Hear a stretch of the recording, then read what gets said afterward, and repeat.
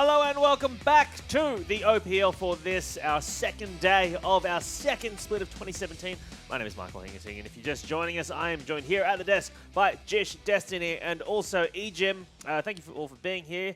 We just saw Legacy get their revenge, I guess. Now they're equal this year with Sin. They've beaten them twice, they've lost twice, and we're about to get into our second match of the day, which is AV taking on a new look TM squad. AV have just come back from a Korean boot camp. And Destiny, you spent a bit of time over in Korea earlier in the year. Yep. So, I mean, what are these guys doing when they're over there? They're just playing solo queue? The solo queue in Korea is so damn hard compared to Oceania. The pressure is on. Every player you've played with is just as good as you, if not better.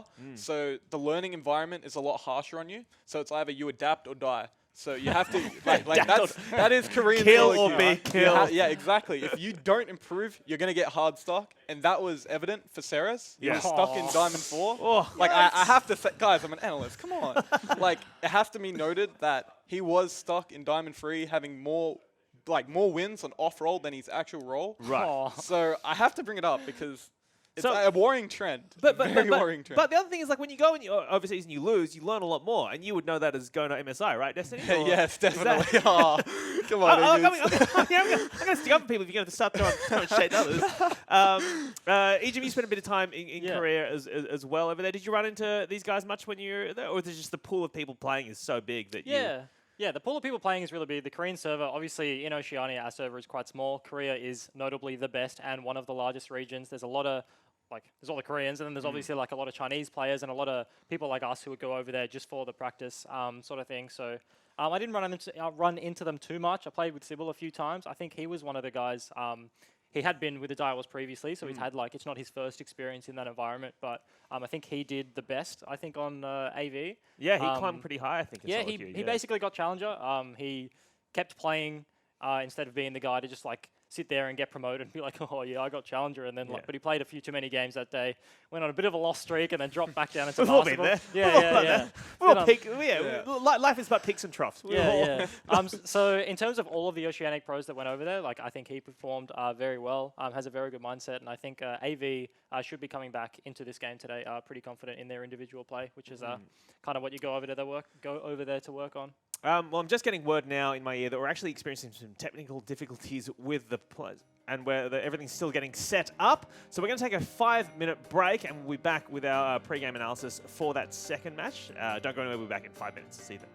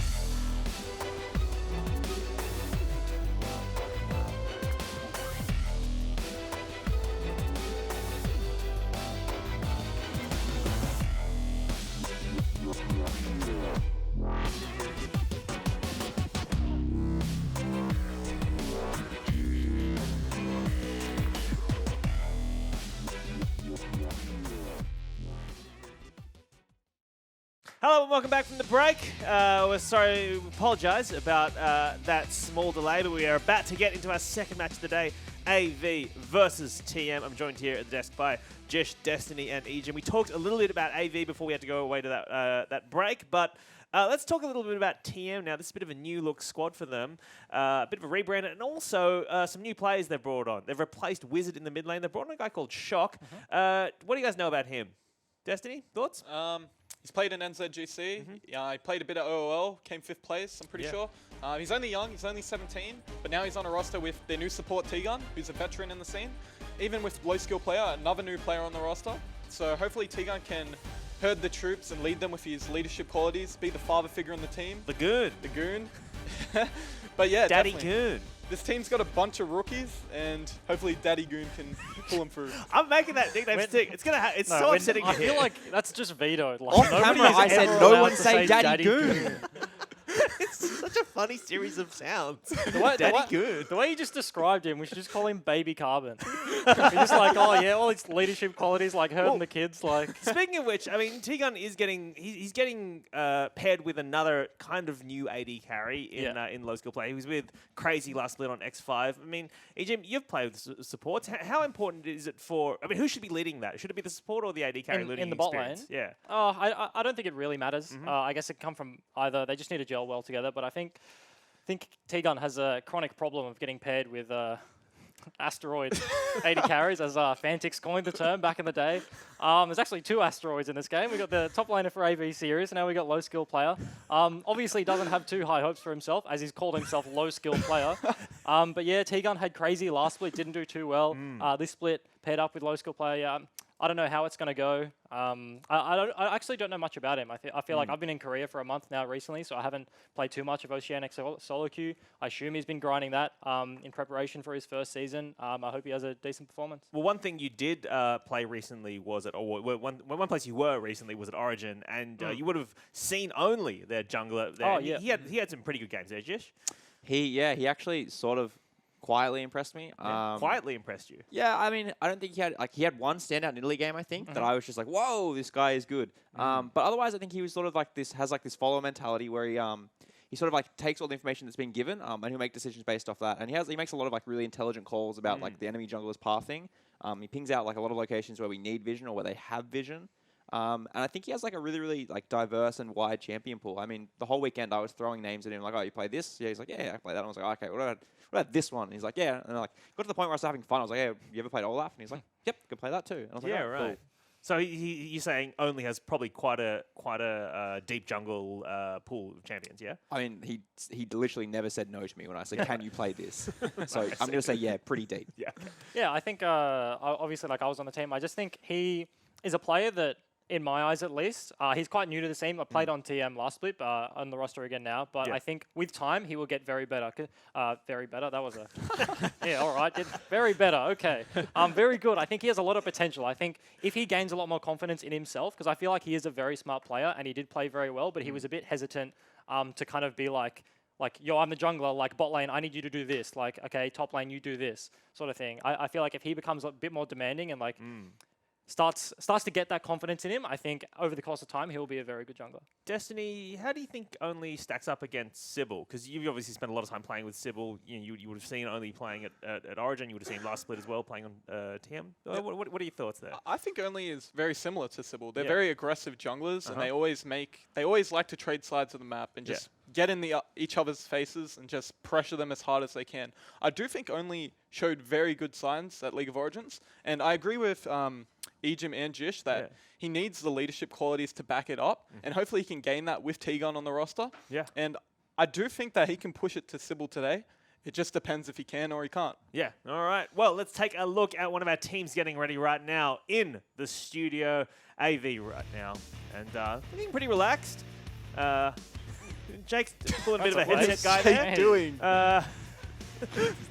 It's hysterics. It's just a race to the meme, isn't it? All right, let's go through their lineup, shall we? Series is their top laner.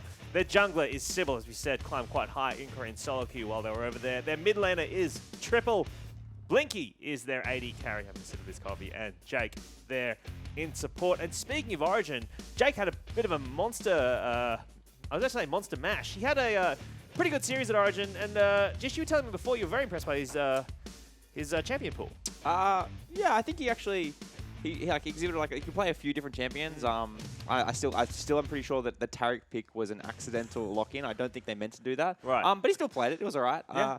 I think he definitely had an alright performance. By no means do I think he was the best jungler. Best support player at League of Origins. Definitely not the best Egypt was the jungler. best support player at Origin. Definitely not. Destiny's the best support player. Didn't touch a jungle cam. What a melon. As one caster was suggesting. No, I think he had a respectable performance, but I think he definitely got carried by some of the other lanes. I just want to flag something in the bot lane that could happen, speaking of Jake, but his opponent, T-Gun, we know he's a big fan of playing your boy Blitz, and Blitz has seen some play globally recently with Xayah. I mean, does anyone have any thoughts on? I mean, what it's just chain CC, right? Yes, That's why it please. works. Is my request? Yes, please. Yes, That's all. That's all I have. Yeah. I think a lot of people are excited to see the goon on Blitzcrank. He's a Blitzcrank connoisseur. He's the guy that when he's recalling on he uses like, I don't know what the skin called, Piltover Customs, and he's like, he's got the wind up fist when he's just like recalling. No, it's so funny. But I think Jake rather, I think in Korea I saw him play a lot of Thresh, and I think Thresh is very good in the meta. But if he's not on Thresh, he's going to be going towards the Lulu, the Karma, the Zyra, all of these champions that the goon's just going to look at and be like licking his lips and just like, give me Blitzcrank, I'm going to hook him and he's going to die. So I feel like it's certainly possible and something exciting to look forward to. Well, let's take a look at the Goons team, shall we, in TM as they're getting ready right here in the Riot Studios. And some new jerseys for these dudes. There's the Goon himself. Hey. Let's Heard you. have a run down their lineup, shall we? They're, I guess, veteran now. Top laner is Praetor. He's one of the oldest members on this team in terms of games played. He's been around for a while in terms of being on TM. Only is their jungle, we just talked about him. Their mid laner is Shock, plays a lot of Zillion. Their AD carry is Low. And their support player is the Good.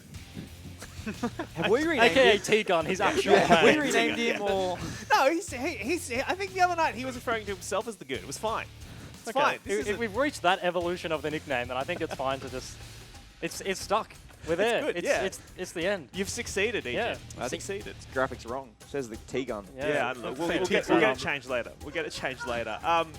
So where are you guys thinking this, aside from the jungle, I mean, do you think this is going to be decided in the jungle? This is the only Sybil matchup? This is where it's going to be decided? Or what are you guys' thoughts?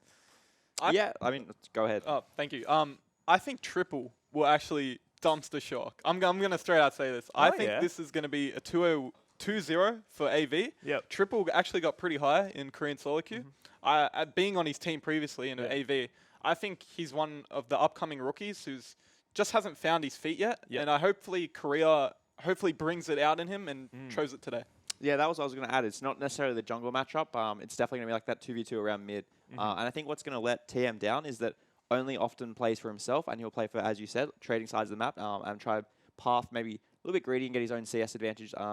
Whereas I think AV are definitely going to play this 2v2 centric mid jungle duo, and that's going to probably propel them across. We haven't seen a lot of Zillion play recently, and if Shock's kind of known as a bit of he's feeling very comfortable on that champion.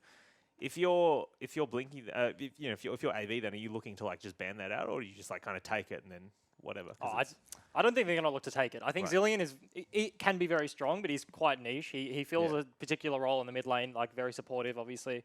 And I don't think like Zillion does very well and like protect the X comps, and I don't think coming in with a rookie AD carry low skill player, they're probably going to be like, Goon, like pick Lulu, Karma, Zillion mid, whatever. Like let's just protect this new guy, right? So I think Although team have played, you protect the Cogmore comps before, right? Well, TM have played everything. They've played Quinn, Talon, top, like Rengar. TM have like actually just played all the meme champions in the game. Yeah, I think Shock probably just plays all the meta champions. Like, obviously, we know him from, like, solo queue as, like, the Zillion guy, and that's how he kind of broke onto the scene. But I'm sure, like, behind the scenes in scrims and in solo queue, he's just been playing all sorts of stuff. So he'll play all the meta champions. And, yeah, I don't think we'll see, like, too much exciting stuff out of him. But this is kind of a big deal for TM, right? They've got this kind of new look roster. They're looking to make a statement today. I mean, so are they going to go back to these fun picks we've seen in the past? Is Praetor going to go back to, Quinn Talon, etc.? What are your thoughts? I hope not. Yeah. You hope not? Yeah, like, I mean, it makes for exciting viewing at times. Yeah. But I think that it's almost like a dishonest way to play the game. I think that that they've got a new coach as well. So I think that they should be looking at how to build themselves up, build on their fundamentals, and like really understand the basics of the game and start building like a strong support and structure around their team play. Yeah. And playing things like talent is just not that. Well, I feel like it's no surprise. There was some drama, some turmoil around the team last split, and I think that they had a lot of changes. You know, they were moving around a lot, and what that meant was sometimes they would go into these games and just kind of play off meta stuff because they maybe didn't have the confidence. I mean, I don't know this, but you would think that they didn't have the confidence to be able to just play meta, right? Yeah, like looking from the outside, they kind of just were defaulted to like, okay, if we play like a standard game versus like the Dials or something, like we're obviously not going to come out on top. So they made that realization. We're just like, we'll just hit them with all the cheese in the world and hopefully that works, right? So I feel like, this split, like with the rebirth of TM, I guess, new coach Johnny behind them, or Cyclone rather, sorry. I think he has the capacity to bring a lot of structure to the team. I know him personally. I think he'll do some quite good things. I mean, you guys, you've worked with him previously. Like last split, you guys were working with him a bit. He was hanging out around. I mean, he's also wasn't just hanging out. Well, yeah, sorry, he was doing things, but but he's a smart guy, and it's not just on the riff stuff. He's very good at like talking through relationshipy kind of stuff as well, right? Like in terms of team dynamics, right? Yeah, he's got a psych degree, and he's done a bunch of coaching courses. I think he went to Indonesia for like a very specific esports coaching course. The name is lacking on me now, but I think basically you said the word structure, and that just like triggered in my head. I think this is a team that requires structure, and they've brought in someone like T-Gun, who's like Big Daddy Goon or whatever, and now we've got someone and a coach like Cyclone backing them up. I think will do good things. But these players are a lot of them are very new on TM, and they're going to be up against a squad from AV that have been together for a while now. A lot of the players have been playing together, you know, if not for an entire split with Sybil, you know, certainly for a number of months now. How do you think low skill player faces off against Blinky? Because, you know, Blinky's had some good games last split, and then he kind of faltered, I think, a bit in the gauntlet, he would say. Yeah, I think Blinky just didn't, he just played Varus pretty much the entire gauntlet and didn't really adapt to the changing drafts. And I guess he just wasn't comfortable playing different AD carries at the time. But obviously now he's gone to the Korean boot camp. He's got the confidence and playing a bit longer with Jake now, adjusting to Sybil on the roster. It would have been hard at the time, to be completely honest, to adjust to a new jungler and a different structure. But they've had time to... That's the other thing. If they're changing people on their teams, they're changing their roster, going away, a boot camp would be great for synergy because they're going to improve, you know, very quickly over there. Yeah, definitely. I think this game... low skill player really has to show what's he about. Is he good? Is he bad? Is he low skilled? But like we're gonna have to find out today. So yeah, it's he's versing Blinky. Blinky's got a split under his belt now. Yeah. So we'll see how truly good these players are today. Well, let's talk about predictions then. Destiny, let me start with you. Who do you reckon is going to take this one? 2-0 AV. 2-0 AV. Right. Is there any way TM takes a game? No. Sorry. Jish, what are your thoughts? Yeah, I'm gonna head towards the 2-0 AV. I think TM definitely can make like a good comeback and a run maybe later in the split. I think their roster has a little bit of potential, but I think that there's just not enough time there for the moment. All right, well this is a boring prediction segment. Ejim, help me out here. Yeah, you don't need to lock in a prediction, but I want to know like what is the way TM? I mean, if they're rookies, if they feel like they're not maybe pound for pound as good players as their opponents, they're not as experienced, they're not, you know, I mean, where do they carry through? Like, what are the potential threats on TM's team? Is it only? I think it is only. Yeah. The only or the Goon on Blitzcrank or something like that. I think, as you said, pound for pound, they don't stack up. Series is pretty even with Praedith, but I think AV kind of have them matched on the rest of the lineup. But I think only and Shock do have potential to take a game. I think I have seen a bit of Shock and solo queue. I think he is a very good mid laner, and Oceania throughout its history, mid lane has been our stacked role with our best players. So in terms of his individual practice, he's been playing the likes of Fantix, Swiffer, Claire. Everyone else is lacking. Luch, can't think of anyone else, but you know what I mean. So he should, in theory, be very good at his role, and I think mid lane is our best role. So potentially, the jungle 2v2. All right. So, but otherwise, you think? Otherwise, I think 2-0 AV. I think they're not going to lose the game. But if TM win, then that's how it's going to be, I reckon. See, but everyone here sees potential for improvement for TM later on in the split. I mean, if they, potential. So, shouldn't every team improve over 10 Yeah, but weeks, I mean, yes. Yeah, no, definitely. Like fundamentally, yes. But I mean, in comparison to other teams, right? Because team are coming to this split, new lineup, a lot of new players and stuff. So are they they're obviously looking to improve, obviously, but I want to know if you think they can improve. Yeah. If they would currently probably sit around probably in that 7th, 8th spot, I would guess right now in a lot of people's minds. So, I mean, how high can they climb? 6th? 5th?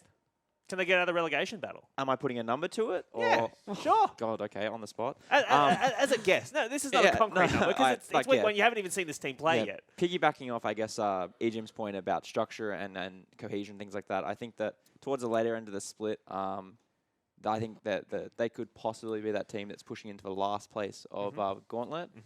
Otherwise, I think they'll just sit just outside of that. Meanwhile, AV finished 5th last split. I mean, how high can they climb? I mean, they've always been kind of like the middle of the pack team, right?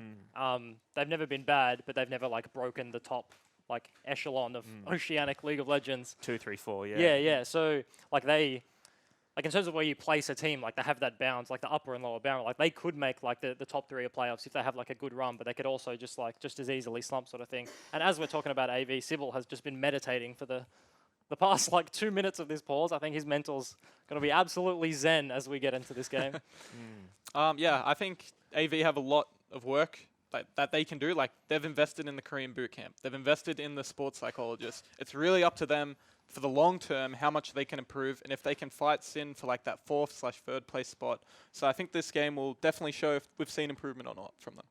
All right. Well, we are still trying to sort out these preparational issues before we go into the game. So we're going to actually go to another break, and I do apologize for this. We'll be back in 3.5 minutes and hopefully be able to get into our second match of the day right after this.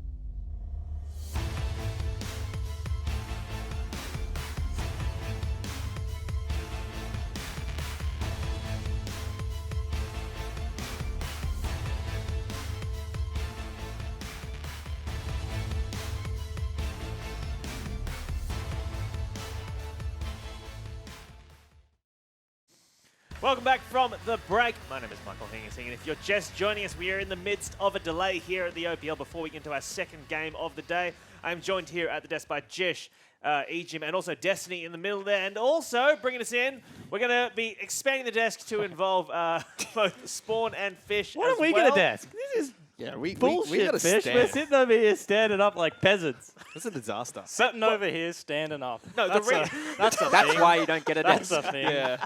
The reason we're doing this is because we thought it might be a good opportunity for, while we're waiting for this delay, we thought it might be a good opportunity for people to get in touch with any questions they have for the casters or the analysts. It is open slather, hashtag IMOPL. Let us know. We'll try and get some of your questions answered while we do this. But before we get into viewer questions, I want to start by asking you all here, who do you think so far is the best player we've seen, or the best plays we've seen in the OPL from the 3 matches we've seen? Because we've seen 12 matches in the 12 games in those 3 matches, and a lot of plays. And I need to know who to vote for in this rating battle.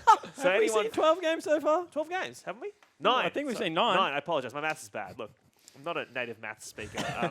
So anyone? Yes. I Egypt, think start us off. statistically, Yeah. we played Direwolves yesterday, and unfortunately, I was traveling home and I didn't get to see the second set, so I can't speak for that one.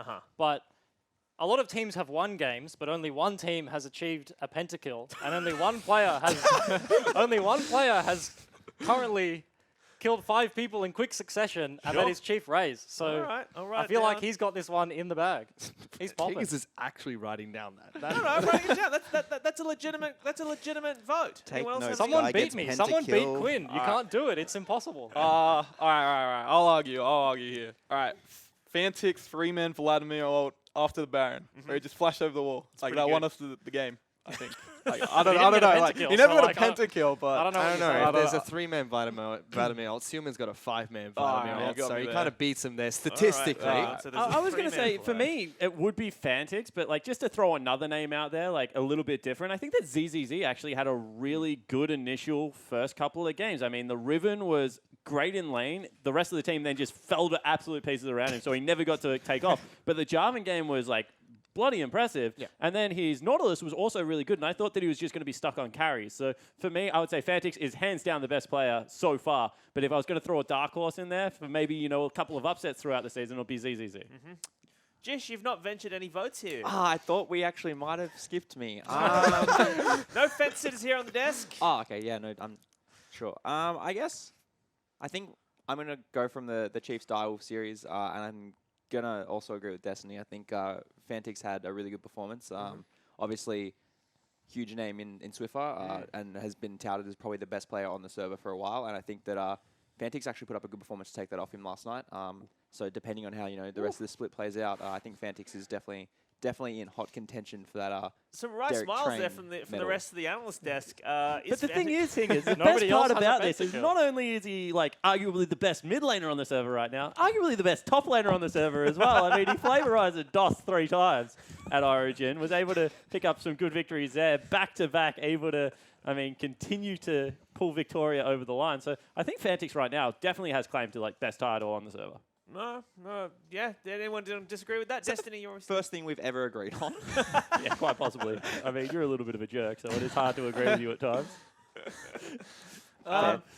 Sorry, Destiny, were you going to jump in there and back up your teammate? Schönfire. Schönfire? As well, yes. I don't know who's better, Schönfire or Fantix. Mate, as long as you Sorry, build a guys. Fiend's Unholy Grail on Billy as your second item, you cannot lay claim to the best player on the server. That was, I have absolutely no idea what that build accomplishes. Wow. At Schönfire. At Schönfire. Okay, that's Don't at me, keyboard warrior. Keyboard warrior. Oh, no. Jake, Don't start. Let's start this. I mean, we got to Not keep people again. entertained somehow. We're stuck in a pause here. We're trying to get them through. We're all in this together. I'm gonna rehash a great tweet from Carbon yesterday that has just Please don't. resurfaced Oh, God. on Twitter via Harry. Harry100 has tweeted this in. How has it been having Jason Ackermanis on cast? Obviously, for a sports new haircut. Give me a shot of that. Beautiful stuff. If anyone's not aware of Jason Ackermanis, he's I guess an AFL footballer from the mid-2000s, early 2000s? Yeah, I mean, he was able to win a couple of premierships up in Brisbane, then came down to the Western Bulldogs and had a couple of good games there. Love to do a Famously used to handstand. do a handstand and kiss the ground. on, was then. a little bit of Go a on. confident person. We're Of all course, one. I am much more humble within my roots and would never go to the lengths that Aka did. But Is yeah, that a possibility? We'll legend see of the that by game. the end of the split. What, handstand? You a handstand from you? Yeah, potentially I could do a handstand. I mean, No, you don't have to do it right now. we I'm have just to get saying rid of some cameras and everyone's equipment watching. because I might destroy the studio. we But can it'll be build all right. towards this as the narrative for, Yeah, for grand the rest final, of the split. game 5. Not Destiny, Direwolves versus Chiefs, and he's just casting upside down. Just hanging stick from the on, rafters just like a stick bat. on your headset so it doesn't fall off, and you can just give it a crack. Goodness sake. Yeah, all right. So that's that. Okay, so we've got those plans set in motion. I see a tweet up on screen right now from Vicarous Ose, and it says currently blue side 9-0 right now. Now, do you think AV or TM can break this trend? Anyone thoughts on that? The really weird thing about this is that every single person I've talked to has talked about how you get double counter picks, how when Kassadin's priority, how hard it makes drafts on blue side, and that red side at the moment does have a little bit of priority. I guess the counter argument to that is Zach and Galio are really busted at the moment, so blue side first pick is worth something. But I think that this game will prove the difference. Like, obviously, I'm going to cast it, so I'll try and be as unbiased as possible. But AV should take this 2-0 quite comfortably if they're going to have any chance of really pushing into that gauntlet run. So I think that this game will dispel that myth. And it really is quite interesting, given where the priority in the draft currently sits. Because if I was a team, I would arguably take red side right now. I mean, Jish, you're no stranger to doing a fair few drafts. I don't know, maybe he is. I don't know if you watched the Origin, but New South Wales were certainly up a creek a little bit in that final. But do you agree with Spawn that you would give red side a bit of priority right now? I think like his arguments definitely have merit. I think that like there are definitely advantages, especially for some teams like Sin who rely on like counter picks maybe more than other teams, or just who have like interesting champion pools and cool counter picks. But I don't think that is necessarily better. Right. Just for the aforementioned reasoning, there is like I think Blues 9-0. well, I mean that's good reasoning, but also I think the one we missed was I think Elise is actually super strong in this patch, and in most series it's gone unnoticed, but it's actually been banned. I think all 3 Chiefs games it was banned on red side. It was banned earlier today as well. Hey, Josh, if you're at home and you want to learn how to play Elise, what are the first 2 items that you go on to? Okay, I roasted Jews last time I was here in person, and then again on broadcast about this. And I think that like the really fun way to play Elise, I don't know if you're going to get LP or not, but you start Hunter's Machete because you get like a significantly faster clear on the first jungle clear. And then you can look for a gank if there's one. If not, you base and you buy your Moby boots.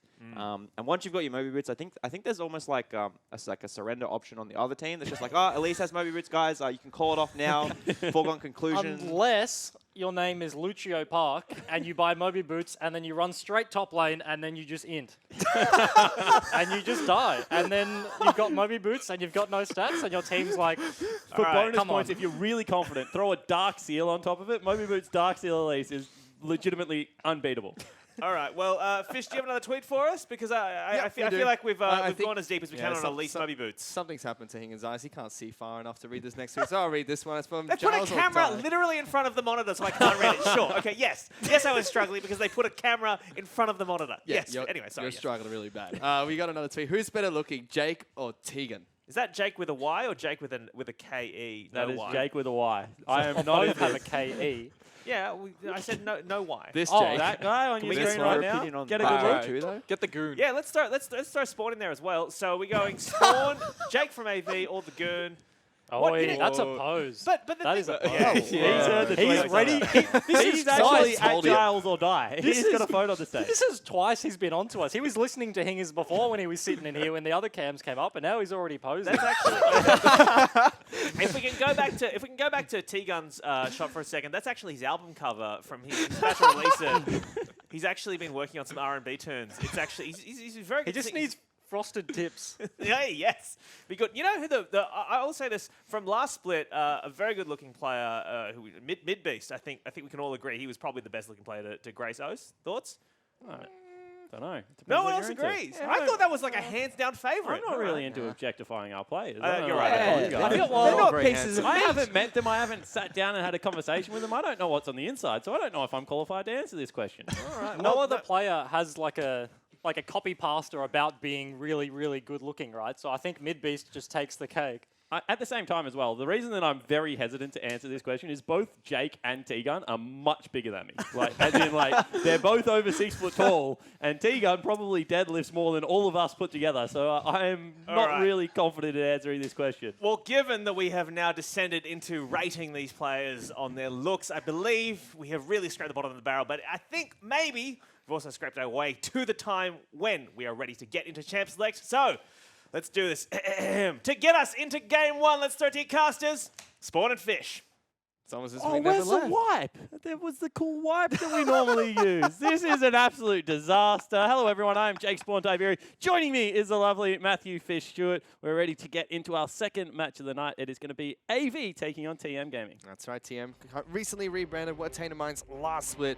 Now have a very solid roster coming into this one. Avant Gaming, sorry, have not changed anything coming into split 2. Yeah, I mean, they made their change during split 1 when they were... they benched Shelby, brought in Sybil. There's no other way to really say it. That was exactly what happened.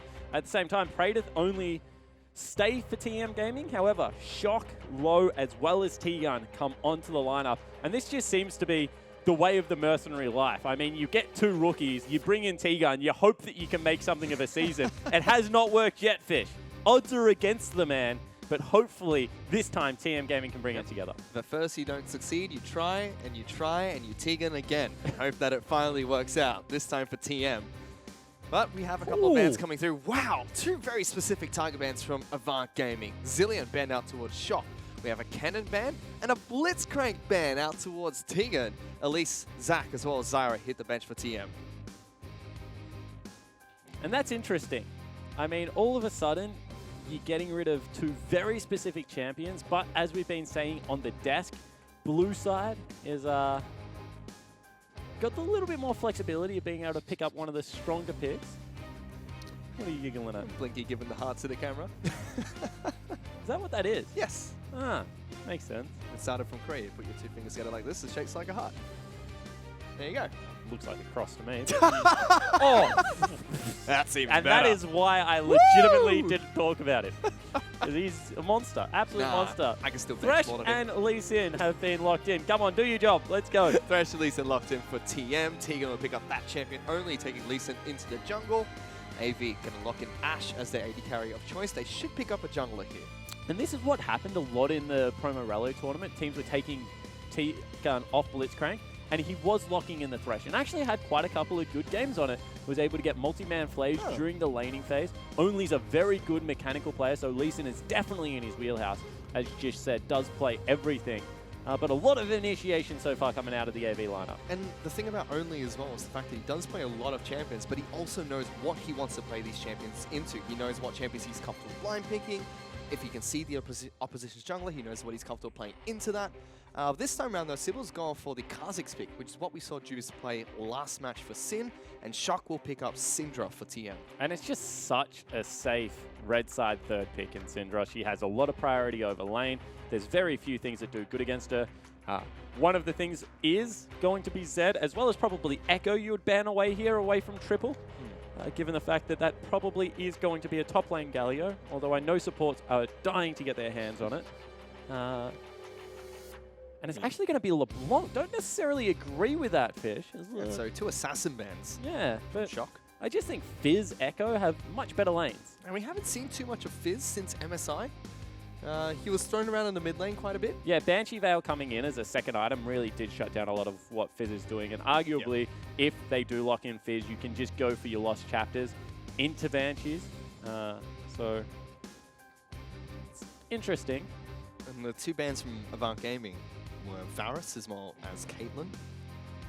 So you still have Xayah left up, which is probably going to be what Low picks up here. And that's locked in. So Xayah Thresh bottom lane, still quite similar to the Xayah Blitzcrank that we've seen running around in North America. I mean, it certainly is. And like the hope towards it is that you pull them in, she's able to get out multiple rotations of the feathers, you know, through auto attacks, the Q and the ultimate. And then you just absolutely rip them apart when you bring them back.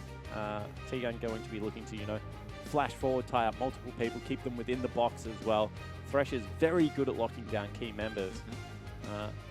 However, I think this is kind of getting to a scary point in the draft right now for TM, because that is going to be the Echo lock-in. As we keep mentioning, it is a very good lane against Syndra. And Karma as well for Jake is just such a staple pick. This is a great draft. That is brutal if Avant Gaming get this draft. Karma is a ban that we've seen thrown out as a first ban rotation. In fact, I believe it was the game against Regicide where Abyss permanently banned that champion in every single game they played. Jake will be running around Summer's Roof with that. He's got Ashe by his side. As you mentioned, Echo heading into the mid lane against Syndra, much more potent than the LeBlanc already said. But TM, Praetor has picked up Fiora heading into the top lane. Yeah, and that's very interesting. I mean, all of a sudden, you've got a legitimate 1-4 comp. Series going to be under a lot of pressure.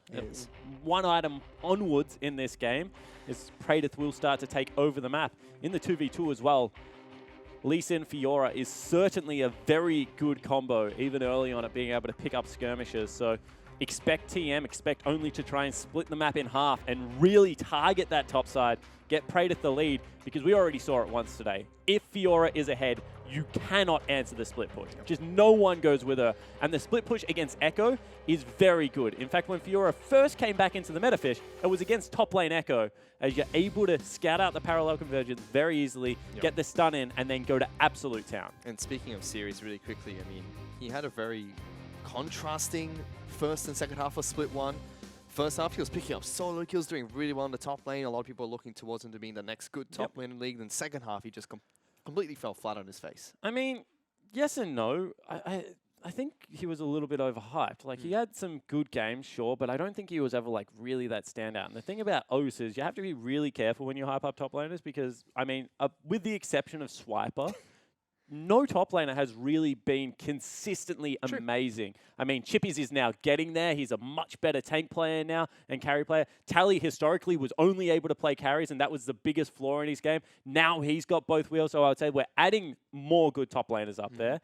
But really, Series, I think, was, you know, able to come in and dominate what is historically one of the weaker positions in Oceania. But in the same time, was able to get solo kills versus people like Flares. He got a return kill on Tally. Definitely not a solo kill fish. I know you like to say it is, but apparently it's not. It was. But yeah, see whether he can get back to how he was playing at the start of Split 1. Doesn't matter what Tally says, that was a solo kill. You can tweet at me all you want, you keyboard warrior, but for now, as we get onto Summoner's Rift, let's check in with Hingers, who is standing by with Avant Gaming's coach, Pinch. Thanks, guys. I'm here with the coach of AV, Pinch, and I want to ask you about this Galio you guys have snuck through there. Has Series had a lot of practice on the champ? Oh, yeah, definitely. It was one of the main things he played during his time in Korea. We were very prepared for it to be open today, and yeah, it's easy to first pick. And so you guys are feeling pretty confident with this. What do you feel like your win conditions are in this draft? Sure, well, this one is like we thought, just playing around Praetor split push. He picks Fiora, so it's very easy to play around that one. We have a lot of explosiveness at level 6, so we can look to capitalize on that. To play around the Fiora late game, we can win 5v5. What's it like trying to prepare for a team when you don't know a lot about these players because they've not played a lot of OPL? Sure, well, we did some scouting, and just looking at solo queue, their players look pretty one-dimensional. We were pretty easy to predict a lot of what they were going to pick, so we had planned counters, and the draft went accordingly. Excellent stuff. All right, well, best of luck in the match, and thank you for speaking to us. Thanks. Very confident from Coach Pinch about his lineup there. Incredibly confident. I mean, they have linear champion pools, so we knew what they were going to pick. I mean, arguably right now, Fiora is one of the best top laners in the game, so giving that over is certainly a risk. I mean, Series did spend some time in Korea, so did the rest of Avant Gaming. Haven't heard the best thing about Series boot camps, however. Have heard some great things about Triple as well as Sybil, but have heard that Series definitely was one of the players struggling.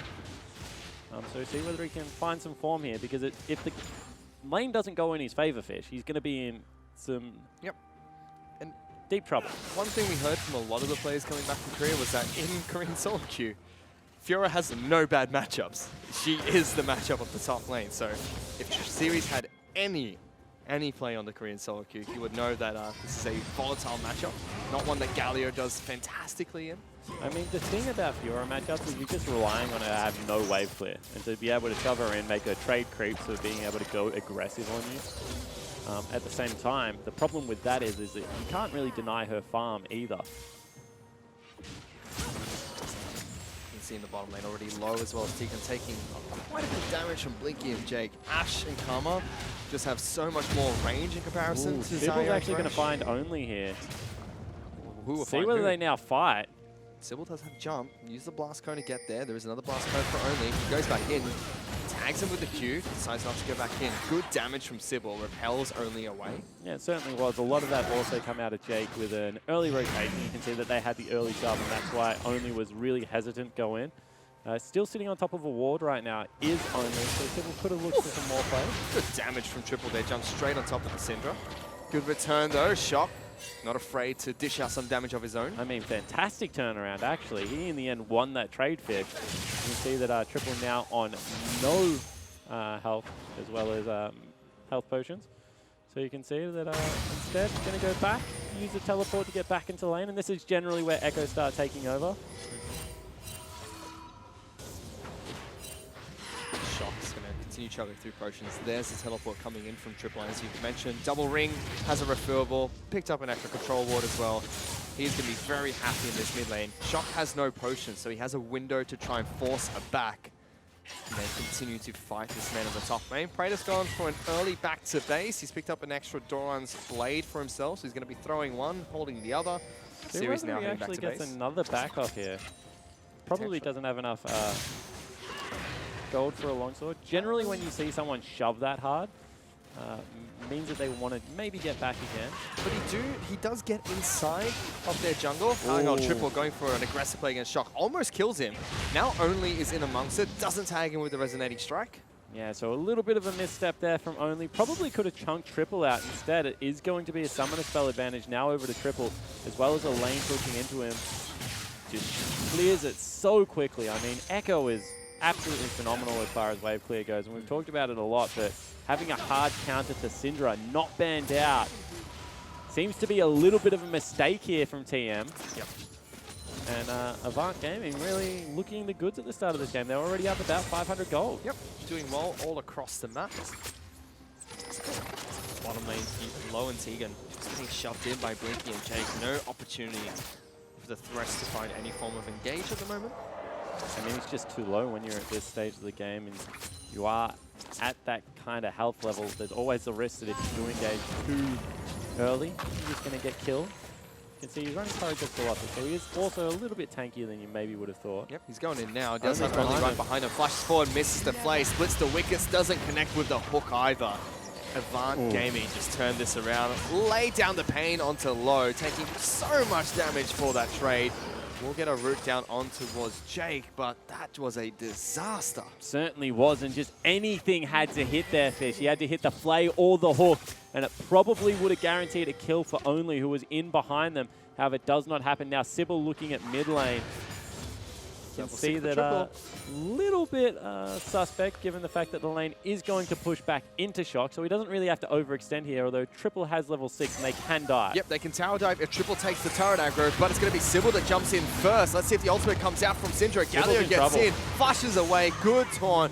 A little bit questionable turret aggro, but still they pick up first blood. Taintermites Only though, back in the bottom lane. Blinky doesn't have flash. Tagged up, played back, locked down by Low. TM picks up the first kill in the bottom lane. And now Jake's in trouble. Hook's still available, it looks like. Actually, everyone's running down.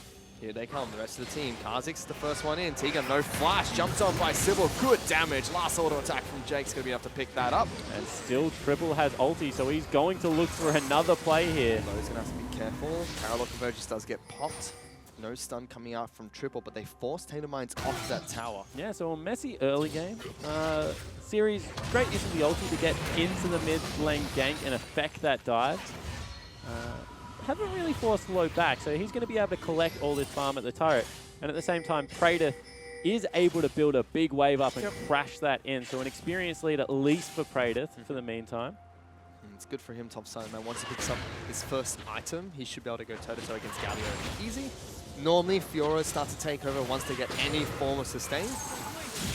Ravenous Hydra is normally the first item you look towards. Triple back in the mid lane, going to continue farming here. Has his Hextech Revolver, so has a bit more burst damage coming back into the lane against Syndra. He's only sitting on that Amplifying Tome, which is not much. Yeah, exactly right. And right now what you expect is normal build to come out of the Echo. Probably going to go towards with Dash Cannon, Hextech Proto Belt, as well as the Lich Bane. Potentially pick up a Zhonya's Hourglass if you're feeling a little bit in danger in between. But as soon as it gets towards that 3 item, definitely going to be a difficult game. Now Tegan Tegan in big trouble. Everybody from Avant Gaming piles on in. Tegan tries and tries and tries, but just can't shake the 3 members collapsing. Another kill for AV. Yeah, and so far, AV is storming ahead. Now, 1,700 gold in the lead. Sybil's going to be able to take away this blue buff. You can see that Shock just absolutely cannot get anything, and now has to be very careful. Triple charging on in, looking for a fight. Only is just behind him, but with the ultimate for Echo, it's difficult. I mean, as soon as you burn your stun, that means Echo can just ulti out of any of your damage, so there's no point really for Only to go in there. Really nicely played at the moment, out of triple. During this time, Sybil's taking down a Mountain Dragon. Low's been completely zoned off of any form of CS because Blinky and Jake have so much priority with Tegan dead. This turret's also taking quite a beating. So, about a 10 CS lead for Blinky. They're going to get a Mountain Dragon and the bottom lane turret's almost down. I mean, the other thing is they know that Lee Sin is on top side of the map, so there's absolutely nothing they can do. At the same time, you can see Galileo has collapsed away from CS as well. He knows that Lee Sin will be playing towards that side of the map. Now spots out Only, so we'll look back towards it. Sybil's managed to grab a blue buff, deny some farm, as well as pick up the first dragon of the game. So everything really right now pretty firmly in AV's favor. Now we'll see whether the TM squad is able to make anything happen. So they even force Shock out of lane. Again, 86 CS to 64 and 2 kills in Triple's favor. Not looking good. The rookie support having quite a few problems against a veteran who almost single-handedly was able to carry Avant Gaming through the first gauntlet game. In fact, he was the standout performer for his team. Every time he got Orianna or picked up Syndra, Sin had a difficult time dealing with this man. Yeah, certainly did. Triple had a really good gauntlet run. A little bit disappointing throughout the rest of the season, I think it's fair to say. Definitely would have liked to play it a little bit better. Just really stepped up to the plate in that best of 5 series. I mean, Avant Gaming, they were falling apart across the map. Sybil was not doing well, Series was not doing well. Blinky and Jake, who were really hyped up at the start of the split, were kind of falling behind to Rogue and FBI. But Triple was just a constant in mid lane, giving Ryoma so many problems. This game, he's giving Shock even more problems here. We know this is a counter matchup, but my goodness, he's 2 levels ahead. I mean, this is a baptism of fire for Shock. You can see that right now there's just no control anywhere on the map for the TM squad. Sybil's just taking away any neutral creeps he wants. As you said, 20 CS up as well as a level and a half right now for the Echo. And just the ability to be able to push out really with no cares in the world means that unfortunately, unless Praetor starts getting ahead, there's just no priority anyway. Although now they might have caught Karma. Looking for a fight. They flash forward for this one. Jake has been locked down. Good pick for TM.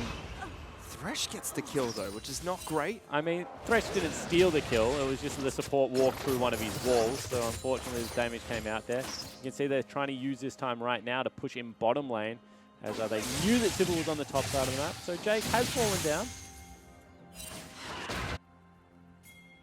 TM is now looking to see if they can put as much damage down towards this bottom lane Tegan's turret. just not having the best game right now. You see that Only really wants its dive. Sybil's going to face check Only, however. Arrow gets dodged out. He kicks one away. There's a lantern there. And Only with the blue suede shoes. Not going to be enough because Triple's come down from the mid lane. Gets good damage on towards low. Sybil is hunting aggressively. Tegan is the next target. That was a flashy play from Only, but it's not enough. And look at this. Sybil's going all the way in, looking for low. Not enough damage, not enough feathers, but low still picks up that kill. Yeah, that was aggressive out of Sybil. Actually flashes forward. Low still had flash as well as heal. So that's bad miscommunication coming out of the Avant lineup. Maybe one of the first time they've overreached. You could see that actually that was a heads-up play out of Tegan as well. He got the double play by walking back into the team. And you still need to be careful, Shock, because that Triple didn't really use all that much to pick up a kill down in the bottom lane. My goodness. Still, it's a fun mechanic to play to watch from Only there, but spoiled by Triple's movement into the bottom lane. Yeah, it certainly was. And you can see right now that it's going to result in first brick going down in the bottom lane. Already up 10 CS. Low had to go back. There's no real way for Tegan to be able to save this turret. That means it's going to turn into about a 3,000 gold lead already, Fid. Blinky as well as Jake share the gold there, 375 apiece. As you mentioned, 3,000 gold lead for Avant Gaming. Just 12 minutes in. They're on, if they keep this up, they're on track to pick up a 20, 25-minute game. Yeah, they certainly are. Though, however, now Pregame wanted to look for the play, has got the Moby boots He picked ran up. at them, made them scared. Certainly did. You can see top lane is actually still in favor of Series, so it's done an absolutely fine job of being able to keep Praetus down. No real interference from either jungler right now in that top lane. And this is with Series teleporting cross-map for some time. Praetus has been top lane the entire time and still hasn't been able to pull ahead. Just barely scraping even at the moment against Series. Shock has had his turret absolutely demolished so far, half health left. Civil tried to go for an invade, is found by only. Shock tries to collapse, they don't get anything as the Avant Gaming team make movements into their jungle. They got a couple of wards down. As, no one saw that. Triple just pulling a little bit of a god V there with his Proto Belt. Doesn't matter. I mean, it doesn't matter at all. Proto Belt has such a short cooldown. You can see it's already a third of the way there.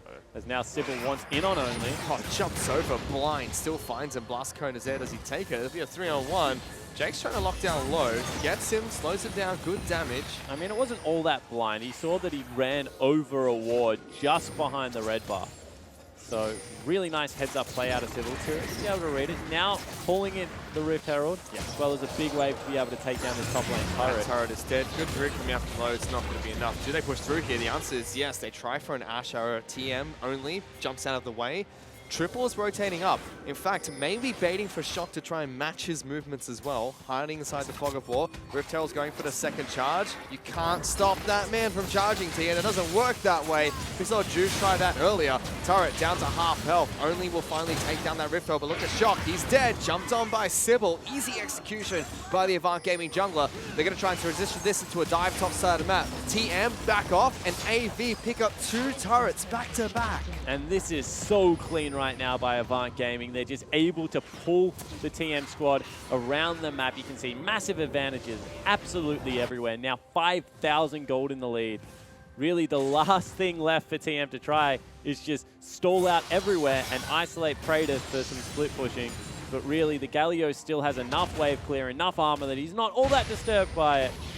And, should be able to continue to roll this one through. Consolation prize for TM as they're going to try and take Mountain Dragon. There are pings from Avant Gaming to move towards that pit, but it's too fast. This will fall. Yeah, it certainly will, but only going to be able to pick that one up for his team. Will retreat. Unfortunately for Series, wasn't able to get in there and start up a fight because the rest of his team, as you said, was in base after what was a very successful pull top side of the map. Yep. Sybil will find that pink board. Takes that down with ease. He just wrapping around the moment. The rest of TM grouping up, looking for a pick. Good use of the sweeper there. We'll spot out the members of TM, and someone decides they're not too happy with Sybil. They knock him out of that. Now Avant Gaming sieging up bottom lane inner turret as 5. Currently a little bit split up. Only is the only TM member down to the defense so far. No one else moved in time. That turret falls one by one. These structures are just clinically falling for Avant Gaming. And I mean, they just have no priority right now. When you have a look at it, they have to walk the long way around every single time. Only tries and gets a jungle camp. You can see that he's cut off by absolutely everyone. So there's just no real way for TM to be able to survive this onslaught. They don't have the tools needed to fight, and unfortunately, the more they seed objectives like this, the more that they just fall further and further behind. And you have to think this is the next objective for Avant Gaming on your screen. Mid lane, outer turret. One of the harder turrets to take early in the game, but with inner turrets fall on top and bottom, this should be a breeze for AV, especially with the setup Triple has already created for his team. Yeah, exactly right. The one shining light is that right now, Praetus is starting to split push. Arrow. Tegan's locked down. Triple jumps on top of him. He uses his flash nice and early. The box will keep him nice and safe. Immediately, Triple backs out with Teleport the is ultimate. actually coming in. That should be cancelled. Yeah, Praetus, just keep going.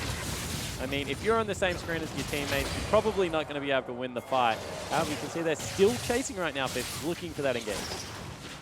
And it could have been good for them because Series had no teleport available, only ultimate. And at this rank, not as far as a range. But with Tegan caught out, without them being able to lock down anyone else from AV, no great play from them. 5,000 gold behind AV. TM just looking for something, trying to find any avenue of attack to get back into this game, but Avant Gaming, they're clinically shutting out TM. They're not giving them any chance to try and pull themselves back into this one. I mean, yeah, so far they're doing a very good job. There is still the fact that eventually the Fiora will come online. Good stun here, could be a kill. Getting good damage on towards Blinky. Good Galio ultimate. That actually kept Blinky alive. Now chasing on towards low. Tegan will keep him safe, and a good route to stop any follow-up from Avant Gaming. Yeah, completely agree. I mean, that Galio ultimate was the clutch ability there because he'd already cleansed off the exhaust that had come out from Jake. So that would have been a full damage Syndra ultimate. Instead, Galio swoops in, saves the day. You can see that they're just starting now to rotate Kratos around Summoner's Rift. He's now in the bottom lane, waiting for the wave to crash, waiting to see who comes and responds. You have to think that Sybil won't be too far away from the Galio, and that should be enough to do some damage. But if Kratos is isolated one-on-one, might be able to continue to shove it. Potentially. Kratos has survived his time frame, building towards Black Cleaver next. But Triple on your screen, he's shoving top side of the map. He's looking for his Lich Bane next, and he's so close to finishing that item. Yeah, probably can finish this. There's about 1,600 gold. That's enough. Yep, and he's just honestly unanswerable. You can see every single time he is moved around the map, multiple members of TM have to match him because there's just absolutely nothing they can do it in a one-on-one scenario. That means, unfortunately, that Shock is stuck mid lane, and when you're against an Ashe without your cleanse available, going to be very difficult to survive that in the 1-3-1. So really, you have to applaud AV. They've got a very linear game plan, pretty easy to execute, but they're just absolutely not missing a beat right now. And you have to give Series some credit as well. We haven't seen anything flashy from him, but he's holding his own against Predator, who's no rookie. And he's known for his play on Fiora as well, doing fine. He does have Galio though, which might be the decisive factor of that one. I mean, I'm not really worried about Galio. He's got 5 turrets on his side, and he's still 20 CS down. I mean, it's a winning lane matchup for Fiora, so definitely not throwing shade at Series, but I would say there are people on this squad that are doing better in this game than he is. Predator will be able to take down the bottom lane outer. So they are getting some split push going, TM. Slowly crawling back through this game. They're about 4,000 gold, 4,500 gold behind. And Baron buff actually being swept out straight away. If that time winder connected, Shook might have been dead. Arrow connects, he's dead. dead. Doesn't have cleanse. Triple just jumps back out. Easy kill for Avant Gaming. Yeah, certainly is. And now Triple is 4-0-1. Baron just spawned. They can teleport over with the Galio if they want. He's going to teleport straight in there, not going to risk anything. And right there, Shook had flash. Have to flash that arrow. This is still a 50-50. They're not really going to be able to zone only away any. See what they decide to do. Low's looking to try and find the flank of the backside. They don't have a control ward is the problem, so they can't get vision. 2,000 health, only has to throw the Q soon. Throws it in. Tegan's been jumped on by Triple though. Series over the wall, locking down low. Instantly kills the 80 carry. Blast cone used by only. He doesn't get too far. Sybil's gone hunting. Peels off the Baron, so they lose 2. But during this time, Predator has been split pushing quite effectively for TM. Exactly right. Predator's just starting to knock down structures, and they've gone back to the Baron, but now they're low fit. So at the same time, this is going to be pretty difficult to execute upon. Only still is the same level and can potentially go for a steal. Yeah, Triple dead. Shock snipes him inside the Baron pit. There goes Only. He killed Sybil. He got it. He takes Baron. Only comes up with a miracle play, and he gets out of there alive. This whole time, Predator is split pushing. Now he has Baron buff minions. This game has been turned around by TM. And what the heck? TM all of a sudden, they steal a Baron. They've taken a base turret. They're about to take an inhibitor. They're within 1,000 gold. That was a 6,000 gold turnaround in one play. That was an absolute disaster for Avant Gaming. Couldn't be worse for them at this time. I mean, the big shutdown comes through. 3 turrets on the bottom lane, as well as an inhibitor. Mid lane turret is now going to fall down. They're also going to be able to pick up another dragon. This game is back to completely even. And after such a clinical start from Avant Gaming, one mistake throws it all away. And they just didn't respect. They should have pulled off. They had already picked up 2 kills for the Baron bait. They could have gone back to base, shoved Praedyth off, and then looked for another team fight. Instead, no one has any ultimates. No one has any mana. Just did not respect it. And he goes in. He snipes the jungle. And that's what allows him to pick up the smite, because no longer Sybil available. And potentially, they could have looked to chase that. I mean, Shock is still full health, full mana. Just looking at their player cam, so everyone from TM, calm, collected, no one's getting hypey, no one's getting excited. which is good to see from a much newer team. Yes, they've got a couple of veterans. Tiga and Pradev only kind of has a split under his belt. But still, you look at this team, newly formed roster, have not played together for long. Avant Gaming have had an entire split together. Maybe barring Sybil, who's had half Sybil a split might with have the been team. caught here. Speaking of him, Tiga gets it, Flashed into a predicts wall. the flash, but it's straight into a wall coming up from Kha'Zix. Now you can hear the shouts coming from across the room. TM are looking to push more. They certainly are, and you know that Sybil is a player that's a little bit prone to tilt fish. Very emotional guy, and you can see now knocking down another turret. Actually brings himself back up to dead even.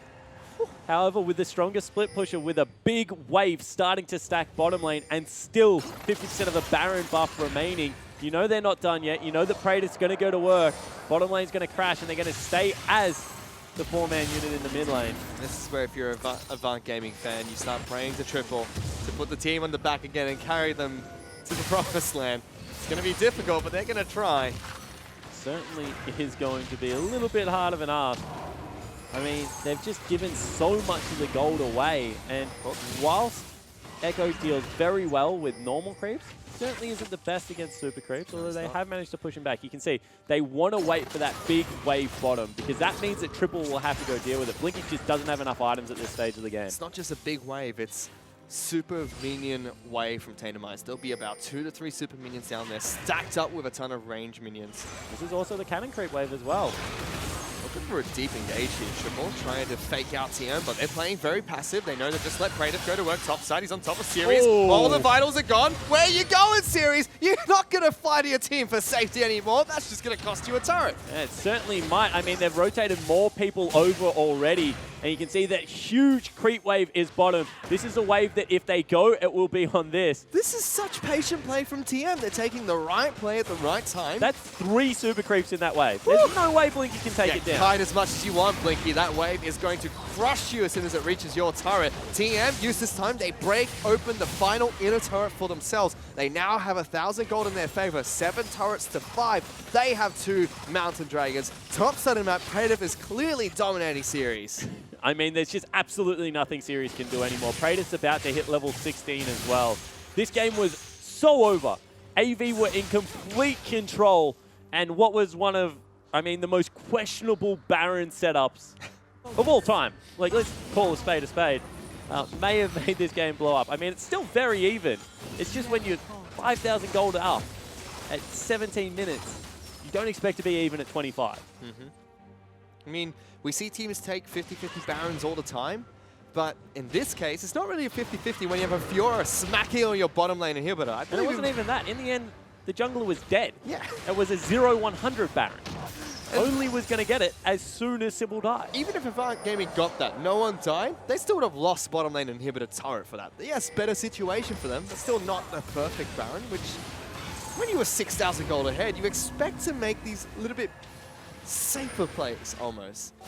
I mean, they just reached the first initial Baron, was very good. They were able to get 2 picks. They should have been able to go back to base, really punished out Praetor for overstaying in that bottom lane. Instead, they burnt everything to try and get back. Now they're trying to cut the Fiora off. The question is, can Series actually survive long enough in the chase? I don't think so. I think that if the team's that far away, Praetor turns around and kills him. Team with great pressure though. As soon as they see people running towards top side of the map, they run straight through mid lane, making sure that they can't chase down Praetor. Now where do they go?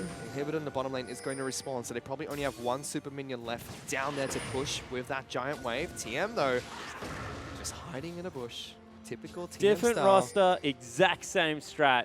We Means- now see they try and engage onto triple. I think they should be pressuring bottom lane right now.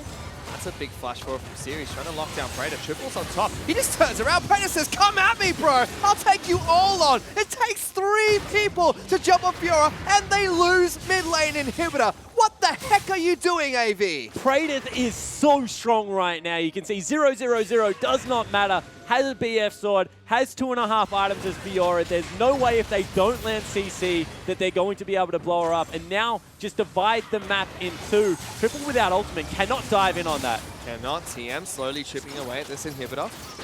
Blinky looking for an opportunity to engage. Sybil is going to charge out to the front, but he's a very, very squishy Kha'Zix at this point in time.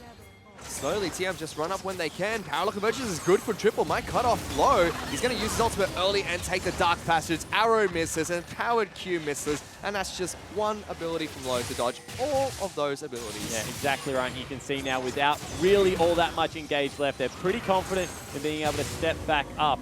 Instead, just going to let Praetor, who now still has ulti back available, pressure this side of the map. And you just wait for Praetor to push this in. He eventually will hit that turret. Galio's going to have to go up there. Sybil looking for a fight though. Jake's in a lockdown. Oh, this is bad. Good flash away. Here comes Galio. Ultimate use onto Sybil. But Series came in. Commitment again. And Praetor takes down top lane turret. Inhibitors next. This is just so frustrating if you're AV. Low's been taken down though. Good snipe coming out from Triple. Slowly chasing up the rest of the members. Tegan, maybe that sacrificial lamb right now. Series gets that kill, but good night Inhibitors as Praetor takes one more down. And all 3 base turrets are now dead. The only 2 turrets alive on the side of AV are going to be the Nexus turrets. They also lose an inhibitor. They're going to lose a Fire Drake for it. Potentially could look to pick up a Baron here if they go for a rush. But everything right now is in TM Gaming's favor. After a disastrous early game, they really have pulled this back. AV pinging out the Baron, they're moving straight towards it. They have Kha'Zix, they have one Mountain, so this does burn rather quick, especially with Blade of the King. Oh goodness, Praetor's already on the base. Triple's going to try and deal with him. He has a Guardian Angel. I don't think Praetor's too scared of this one. There's the Vital Procs. Let's go, boys. I'll duel you one-on-one any day, Triple. And that's the inhibitor dead. Triple can't stop it. Yes, they will get Baron, but that's the 2 inhibitors down. They're going to recall as fast as possible, trying to catch up to this Fiora. I mean, all of a sudden they've left a member behind as well in Jay. And as well as Series. Jake actually might fall here. Tags him. Get in there. His mind's telling his no. His body's telling him yes. Kick his face only. Decides not to go any further forward. That Arrow. was a bad flight out of Omen. There's no way you're catching up to a Karma that has the ability as well as Exhaust still available. Probably should have just waited that one out, Fish. No. But the hyphy play was there. 2 inhibitors fall down for that Baron. So good for AV not giving it over to TM this time around. What the heck is going on, Spawn? I mean, this has turned into what was a really clean early game out of AV. They looked to do it. It's turned into a very, very sloppy late game. So have Taintermines, TM, been playing out this late game well, or they've just been gifted all these opportunities by AV? I mean, they got gifted one opportunity, and then all of a sudden, if you have a look at the gold, I'm sure Praetor is like 3,000 gold up. There's absolutely no one on the map that can go near him. Woo! He is, yes, 3,000 gold up over his lane opponent, exactly the same amount of gold as Triple. And we already spoke about this once today. In a 1v1, no one goes anywhere near even with Fiora at the moment. It's just impossible to do. And you can see that Triple, unfortunately, every time he steps up, just has to burn ultimate and is forced to retreat. And that means you're ceding objectives over to the Fiora. And now with top lane, bottom lane, super creeps coming in, they can actually just sack and allow Praetor to continue to chip away at turrets. He's going. Praetor's going in. AV trying to rush this start ASAP. I believe they'll just all spam recall, get back and deal with this monster of a Fiora. Sybil's gone. I mean, but you don't want to send Sybil back by himself. Do they collapse? It seems like that's what they're going to try and do. Praetor might be in some trouble. I mean, the thing about collapsing on Fiora is you can actually just turn around and kill one though. Oh, Tegan though, searching for Triple. Not fast enough, maybe Boost deactivated. Everyone else going back to base now. And you can see that Praetor backs away far enough, gives some respect, and all of a sudden he's going forward again. Mid inhibitor is the next siege from TM. Echoes behind Praetor. This is a 3-on-1 again. Praetor is getting a lockdown by Triple. The rest of TM have grouped up. They're searching for that final inhibitor. It's a big break if they get it, because that's going to mean double super minions in space. But Low's been caught by an arrow. He's going to use the ultimate. Can he get away in time? Gets the Dark Passage out. There goes Praetor in the back lines. On top of Blinky! 2 attacks and he's almost dead, but they keep Blinky alive. TM might just overstep here, but they get Triple. That's a worthwhile trade. 1-for-1. Split pusher for Team Fighter. Shock's in trouble though. Series will taunt him up. Cleanse to get him out, but Shutdown comes in. Sybil will follow through as well. Big lockdown from Tegan. Low is kiting as Zaya right now, trying to throw back these feathers, but Blinky and Jake will continue pushing on forward. They take down the AD carry. 3 members left up for AV, only left alive. And really nice team fight out of AV. That's what they needed. Praedyth dove the backline a little bit premature, and in the end, they're able to turn around. They're able to deal with the Fiora before anything else happens. Triple, meanwhile, on the front line, goes for a death cap instead of the Zhonya's. I think if he had Zhonya's, might have even been able to survive Fish. Potentially. And would have been even better things for the Avant lineup. But still, they're going to break the base. They're going to return this game to some form of normalcy. They've got a 4,000 gold lead again. I mean, Praedyth was banking on killing Blinky here. And just look how close he was as well. I mean, Blinky was so low that he probably should have been able to get in. You can see just one little mishap. And as soon as he came back out of GA, was going to be blown up. But while that had all happened, they had managed to deal with everyone else. T-Gun actually using Lantern to try and save Blinky probably cost Shock his life there. Because that's why Shock fell down, didn't have the Lantern, wasn't able to cleanse and get out in time. And then really Blinky just able to charge forward as that turret Ash. Not really all that much Low could do to escape from this lineup. But still, Fiora is very big. They actually got the full collapse onto Triple now. Uh-oh. Triple run. You gotta find your way out of there, buddy. Does have teleport. Teleport's being used. Tiga's now the one that gets caught out here, taking quite a bit of damage, but still they're collapsing on Triple. Teleport cancelled by Series. Gets tagged up by Only. Triple's gonna try and run away from this one. Still has ultimate available. So quick. He is way too fast. Time Winder just slows down Only as well. He can't find a way to catch up to this man.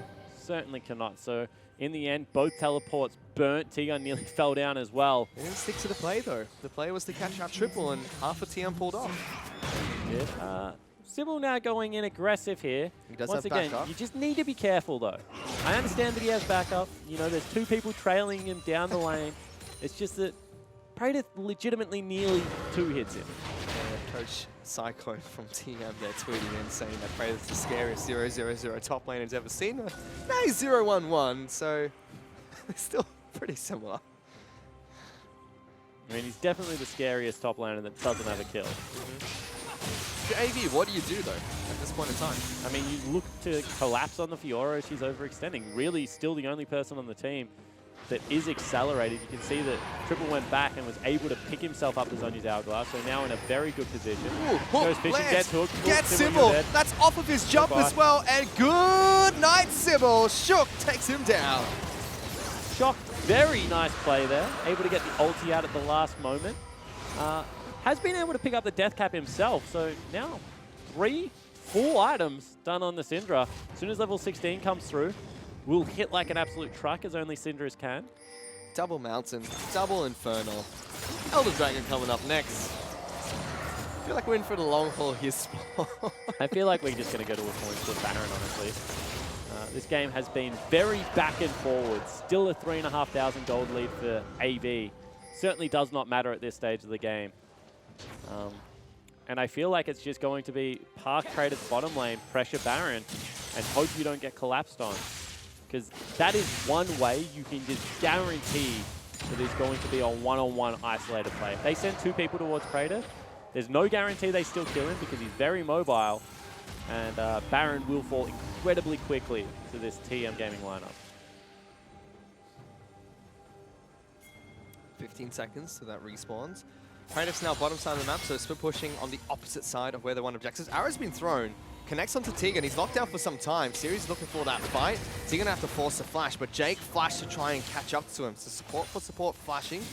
Not too bad. Praedyth's already on the inhibitor. Yeah, exactly right. You have to really track how quickly Praedyth is able to take down these objectives. They're going for Baron. They have to go for it. You can see split pushing already. Praedyth is going to be able to take down this inhibitor. Do TM try and stop this? It looks like they want to go in. Only doesn't get the Baron. Will be taken down by AV. Do they chase? They're going to try and stop as many backs as possible. Series trying to get out. It will be Sybil that gets out first, I believe. Actually stopped here. Will take down Shock. That's 2 inhibitors down though. Praedyth's already got 2 in exchange for the Baron. And they're cornering Blinky and Jake. Instead, Praedyth will back out through the mid lane. Sybil gets out. Series is trying to recall himself. T-Gun not going to be able to get there in time. Oh! Press Q. Decides not to go through to the base. That was so close to T-Gun catching out a crucial member. You can see once again they trade Baron buff for inhibitors, but still not able to get a team fight. Potentially can now look for it, given the fact that the Fiora has summoner spells available as well as the GA backup. I mean, now it's kind of good for TM because they continue split pushing top. Elder Dragon's the next objective, so it's good that that's the last inhibitor up because that's where Praetor can sit. But the thing is they're split pushing, but they're never really collapsing for the fight. Ooh, might have found out Jake here. Get him, Tegan. Throw that hook. Decides not to, but look at the collapse. Teleport right behind him. Jake's the first target, though. Praetor is low. He's in this team fight. He's not split pushing. Tegan's the target. Big taunt coming out from Series. Only's got to flash away. Low is in trouble. Jumped on, tries to flash out. He's trying to be a turret, but it's not going to be possible. Shock uses his ultimate onto an ulting triple, so no damage comes through. Praetor's still fighting with triple, though, in the back lines. Tries to slide back in. He's going to hold up this minion wave, stop AV from pushing any further forward. Well, potentially stop them from pushing any further forward because at the same time, they still have Baron buff. If they have any creeps there, it is still going to be quite easy. It's just going back to that inhibitor. You can see that instead, they're going to send Sybil back with an empowered recall to try and deal with him. They get one. Praetor's now in trouble. They're pinging the collapse. Still chasing. Still doesn't have ulti. Praetor wants to go for this one. He's got the ultimate down. Triple uses Zhonya's. This is going to be close. Triple has to run away. Power Convergence does come down. Praetor gets out. Can't find the Vital against Triple. Good collapse from AV. Yeah, you can see that Praetor's really disappointed with himself there. Thought that he had the outplay, but does come up short one more time. And if TM can't win a team fight, they can't end the game because they keep giving up Barons. The empowered recall has actually been super core to being able to get multiple members back to deal with the Fiora.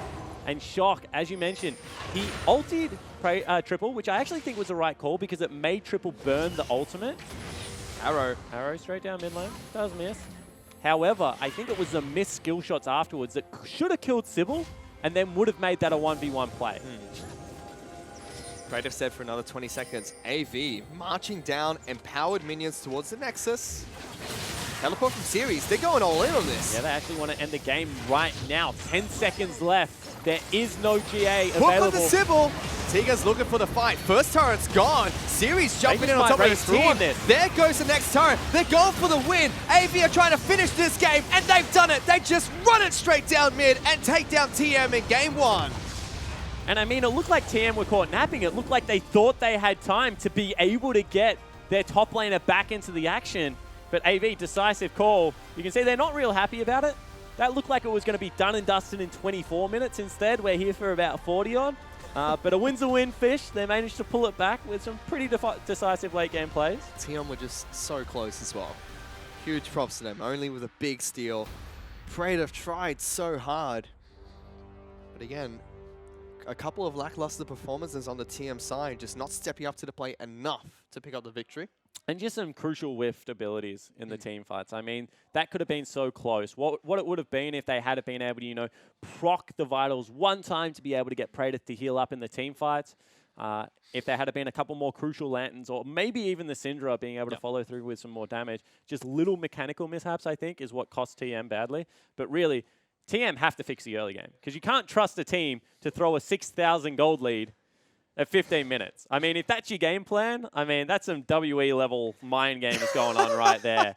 Because that game should have been over from the 15-minute mark. Yeah, definitely should have been. Avant Gaming had that in the bag there, but TM shot calling late was fine. Yeah, so I agree with you. They really need to fix something early game so they can get to that late game point. Yeah, I mean, and it comes down to, you know, get through the early game, clean up some of the execution, and stick with the guns a little bit more. And I mean, that could have been a different story. But at the same time, AV, go back and watch that Baron like 15 times because, I mean, you shouldn't have been there after the first bait, and then the persistence to stick with it was just, that was a crazy call. Yeah, it was a surprisingly long game between AV and TM, but that's just game one of this best of 3 series. To break that game down further, let's send it back to our analyst. Thank you, Fish. Thank you, Spawn. Well, AV, a narrow escape, would you say, Destiny? Very narrow. Because they obviously went out to a huge lead, and then just... It was basically both teams were throwing the game. You know what I mean? They're just both, you know. AV had a huge lead and then they decided they didn't want it anymore. Like, I think Jake just touched on it towards the end of his comments there. Like, TM really need to look at their early game because AV just completely startled them. In almost every lane, I think top lane was a bit more even. Praetor, mainstay on the TM roster now. In a good matchup, the Fiora versus Galio. So I think he did fine, but the mid and bot just kind of got crushed. Yeah, Destiny, when you look at that, I mean, we'll get to that Baron throw later and the sort of 6,000 goal team fight. Yeah. But in that early game, what in particular did you see from TM that was pretty disastrous? It was mainly that bot player where T-Gun missed his flay and his hook, but I have to give a bit of praise to them because this game they played very aggressive, and after the Baron, like, they got their stuff together, and for a rookie team that's only played for like a week or so, they actually played pretty good considering the circumstances of the throw. But I still will give them the praise. Like, they're not hesitant to make the calls, and obviously it didn't work out, but that's just how it happens with new teams. Like, they just learn and progress, and I think I ruled them out too early. Like, I still think it's possible for them to take the next game if they just get it together. He just got roasted by like Denyon on Twitter. So Yeah, sorry guys. Now back in the bot lane thing, I think in terms of the matchup, the Ashe and the Karma, I think obviously they win the war of attrition. They outrange Thresh and Xayah. But I think the Thresh Xayah lane should win. They have the kill pressure. They have a Lee Sin, like an early game jungler with gank potential. Thresh is one of those lanes that's really easy to gank for. You just like lantern flash your jungler in, and if you don't flash flay nothing and then miss your hook, somebody dies and then you win the lane. But Goon, he's just like, I don't know, he gets in there, flash plays the wrong way, misses the hook. It's a little bit awkward and they get kind of punished for it. Well, let's talk about this draft that we just brought up here. Jesh, what stands out to you in particular when you look at this? Is the Fiora split push kind of a genius call, or is it like it's fine? So like everyone knows, I think the Predator's actually a pretty big Fiora player, and it's probably one of the only answers I think that's actually decent into Galio right now. So we actually praised what we said last series how good the Galio pick is, and that it's like really OP on this current patch. I think the thing that Fiora does really well is that should she get to 2 items, she has like basically unstoppable split push, and you'd have to rely on the Galio to get good team fights and just to win like 5v4 whilst Fiora like tries to dent turrets. What happened that game was it actually, like, credit to TM, was that they backed off fights really well. So every time that AV did go for the engages, Blinky shot out maybe 44,000 arrows across that game. And then map. Yeah, and then He's trying to snipe. Look, you get a larger stun or whatever. Yeah. The longer the distance of the arrows. Obviously, he's going for those they're engaged high risk, high reward. They're engaged hinge too much on Blinky hitting those arrows. Just like everything else is sort of follow up. Like Karma can get the team in, and Galio wants to ult onto someone else to help. And then obviously Echo Kha'Zix have like no real CC outside of Echo's stun, which is more follow up anyway. So if there's no good engage, I think that's when the Fiora is really good, which is like sort of what kept TM in the game, right? They just slowly got down a few top turrets, went down bot side, got a few top turrets. It was like backwards and forwards, like non-stop. Played PvE Fiora. Yeah, like yeah. I feel like if you're AV and you've just spent a month in Korea boot camping, you come back against this rookie TM team and you almost throw a game with a 6,000 gold lead. I mean, we're talking about this upstairs, but do you guys feel like this is a team who looks significantly better than they did last split before they went on their boot camp? Well, I was saying upstairs that TM is a very hard team to benchmark yourself against. They're a new roster, very like wildcardy. You don't know what they're going to play and how good they actually are. So AV coming back, I think. When you say like they almost threw the game, they absolutely threw the game, and then TM was just like, "Here, you can have it back. You deserve the win." We don't feel right taking this. Please, you took such a lead early on. It's yours, please. I would feel guilty. Yeah, so I think it's hard to say like whether AV are like better or worse or whatever coming back from their boot camp, but I think this game was an absolute disaster for them. We'll get in soon into the Baron replay. Let's take a look at it now. Yeah, because let's talk about this big Baron play because. I want to start though, Egan, when you take us through. Let's look at the context because it's a failed Baron that leads to a Baron, yeah? Yeah. So AV have just, as we were talking about, just completely won the early game. TM, I don't know, just got outclassed on all the lanes. Like as we're bringing the replay up, AV were like 6k gold up, I think, at this point, and they're taking a 50-50 Baron. Lee Sin only is just over the wall. It's basically only is just looking for the steal. TM are too far behind to fight at this point, so. AV actually do the right thing, which is the coordinating thing, right? They're stopping at 2k right here. Only throws his Q, and that's his way to get into the pit. And then they just, I don't know, they just engage for the fight. They get a few kills, but then Jakey is the only one left tanking the Baron, and then obviously Karma, he's not tanky enough to actually keep doing that, so they have to drop Baron aggro. It resets. The entire time, Predith is just split pushing in the bot lane. Obviously, TM talked about, like, they can't actually win a 5v5, so they're just looking for the steal. They haven't got the steal yet. Only didn't die in the engage though, and now AV are just half health. just, I don't know, all they need to do is reset and then match Praedyth in the bot lane, and then they just set up again with their lead, and they should be able to take this. But they take the 50-50 fight, only lands the Q onto Karzik Sybil. He just dies, so it's an uncontested smite, and TM get themselves back in the game. It was just... And that draws the game out for another 15 minutes. Yeah. That was a huge gold lead that then effectively just completely evened out, because I think Praedyth got the, as I dropped my pen across the desk, Praedyth got the inner turret. Got the inner turret and then was hitting on the inhib, and so it was just a complete disaster. They did the legacy. They did the legacy where they've made a mistake. Like they've baited the Baron, whatever, that's fine, won the fight, but then they're just like, oh, like we're losing bot. Like they don't want to chop off the leg. It's the leg thing, right? Like they need to just reset and be like, okay, like we made an error, but we're still 6k up. Like we need to reset the map and then set up this play again. But they don't, and they go for like the 50-50 Baron, and it costs them hugely. Meanwhile, AV were able to take a Baron about 35 minutes into the game, Jish. But Fiora was spending a lot of time in their base while they were doing it, just taking down towers and taking down inhibs. I mean, how do you rate Prey the split push this game? Yeah, so this is actually, as we get into the replay, this is one of those glimmers of hope where you see that there is actually like a lot of signs of promise from this young TM roster. So there's actually no chance that they take this Baron, basically. Like, there's like a very slight chance they get a nutty steal. But otherwise, like, they're just looking to delay recalls. Like, they're just throwing like the trinket in the brush to see if anyone's basing there. And like, Praedyth's just walking through their base. 1v0, taking all their structures and just extending the amount of time that can be still in this game for maybe another throw if they want to. But then they hand it to them. Despite all these positive signs from TM, they aren't able to close out the game either, despite the fact that they kind of clawed it back. So like, what went wrong for them? I actually think it's because blue side doesn't lose. I think they were realizing we're almost about to win this game. Oh wait, we're on red side. This is not part of the script. No, I think it's really it could very well just be like nerves, stage fright, being like they're like, oh my god, we're winning our first game on stage, and when they get to the finish line, that's definitely one possibility. The other one I think is just like it's kind of hard to win with that comp, like pushing into a Galio. Like we said, they had no engage, but if you're going to run the fight into that base, then obviously they're going to land on you. Yeah, Destiny, what are your thoughts on this game? Having watched it, I definitely agree with Jish that they had to run into the base to try to get the third inhib, but they're running into a stronger 5v5 comp, which is like the Galio, the Karma. They just excel at team fighting while they excel at picking and using the Fiora split push. So they never played to their strengths, and I guess the nerves got to them, or could have. But it led to them making a mistake, and then AV just ran it down mid and actually won the game. Like, did anyone expect that? Like, just that one mistake, game was done. Yeah, I guess both teams had some pretty weird tactics going into the late game. In terms of when TM had the lead after we just went through that replay, they got the first Baron. I think they actually played pretty clean for a while, right? Like there was a good 10 minutes in there. 5-10 minutes, whatever it was. Like they were actually like setting up around the map and playing like decent League of Legends. They were letting the Fiora use the pressure. So there's good signs there. I think they do have some interesting tactics. I think Jish was saying like it probably stems from Praedyth, seeing as he's like the one left over from the old roster, where TM just waddles up mid and they're like, this is a bush, we can sit in here for a while, surely someone's going to walk in here.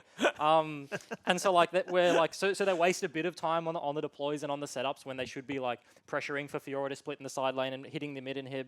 And then like as Destiny was saying, the AV end, I think they just gave up on that. They're like, we suck. We lost Baron. Like, okay, they don't suck. Okay, but then they just run it down mid with the Baron buff, and then everybody's just hitting the Nexus. Like, I was upstairs screaming, like, Blinky's just, nobody's touching him in the last fight. He's just sitting there flinging arrows at the Nexus. Like, at least, like, it go out with a bang. That game was certainly interesting. Yeah, I think it was just like, that was sort of a clinical example of when you actually should have a 2 Baron win game. Like, when they got, like, TN get that first Baron and they can start, like, getting all, like, the outer structures and, like, start wiping the map out clear, they just wait the cooldown. Like, once you lose Baron, you just, like, start slowly warding up, like, the objective game, just wait for the next one. You get that second Baron and then you win the game from there. Yes. And I think that they just got a little bit nervous and were not patient enough to actually just play that out. So moving forward, I know I'm the only one who's interested in this, but I want to ask you, should they be banning out the Thresh to leave the Goons Blitzcrank open? I mean, like, that's... Do we watch the same game? He hit that one hook over the Dragon Pit wall. Come on, guys. The one hook. From me, I'd say no. Yeah, not a big deal. All right, let's take a look at these damage charts. No surprise there. Echo doing very well into Syndra. Let's talk a bit about that. Jish? Yeah, so good counter? We were discussing that, like, obviously Syndra is a great third pick on red side, and then you can ban out 2 of the counters. probably the most common counter people pick is the Echo, and it's because that the lane matchup's really variable, and you get a TP back into lane, and then the ultimate you can completely cancel out. Just cancel out with same your result ult. with Yeah, your same ulti. ult. Yeah. But in this instance, it feels like Echo got the better, despite the fact that... Yeah, so Echo wins the lane, and Yeah. then you start getting into that 1-3-1 situation, and then Syndra, you know, can't actually lane in the side lane in the longer lanes against the Echo. Yeah, I actually have to question Tainted's draft here because they banned out LB and Zed, and I felt like that was wrong. I felt like they should have banned the Echo instead of probably the Zed. I reckon the Syndra can survive that matchup and take like exhaust. But yeah, I felt that was really bad for Shock, especially. It's his first game in the OPL, and he's playing against Triple's Echo. So like, yeah, I think Triple really pulled off. Like he pretty much carried that game in my eyes. But yeah, I'd definitely look at the draft again and try get Shock on a good matchup. All right. Well, does anyone think that after that TM can take game 2 or game 3? I mean, if AV played the way they did, I think they can certainly pull out another win. This series seems pretty 50-50 with that game, right? Like AV had a large advantage and just threw it away. I think TM really need to work on getting themselves good matchups and then work on getting through the early game because they just fell really far behind there. And yeah, like I think that's the focal point for them. All right. Well, there we have it. Game 1 goes to AV, but they would not be happy with that as TM almost took it from their dirty little claws. We'll be back with game 2 right after this, but first, let's see some highlights from game 1. Triple takes the turret aggro, but it's going to be Sybil that jumps in first. Let's see if the ultimate comes out from Syndra. Galio gets in, flashes away, good taunt. Face check only, however. Arrow gets dodged out, he kicks one away. There's a lantern then, only with the blue suede shoes, not going to be enough because Triple's come down from the mid lane. Gets good damage on towards low. Sybil is hunting aggressively. Tegan is the next target. That was a flashy play from Lowly, but it's not enough. And look at this, Sybil's going all the way in, looking for Low. Not enough damage, not enough feathers, but Low still picks up that kill. Yeah, Sybil might have been caught here. Speaking of him, Tegan gets in, Flashed into a predicts wall. the flash, but straight into a wall coming up from Kha'Zix.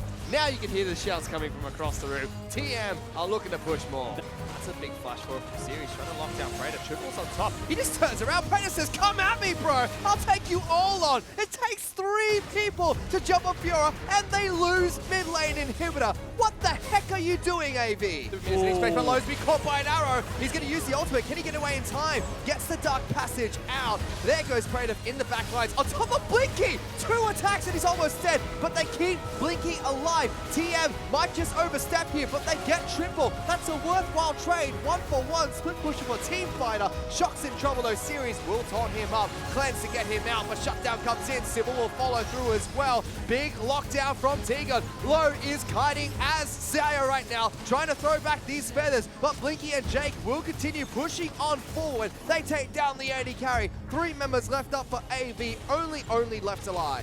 Do TM try and stop this? It looks like they want to go in. Only doesn't get the Baron. Will be taken down by AV. Stop Do the they force. chase? They're going to try and stop as many backs as possible.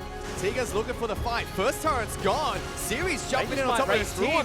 There goes the next turret. They're going for the win. AV are trying to finish this game, and they've done it. They just run it straight down mid and take down TM in game 1.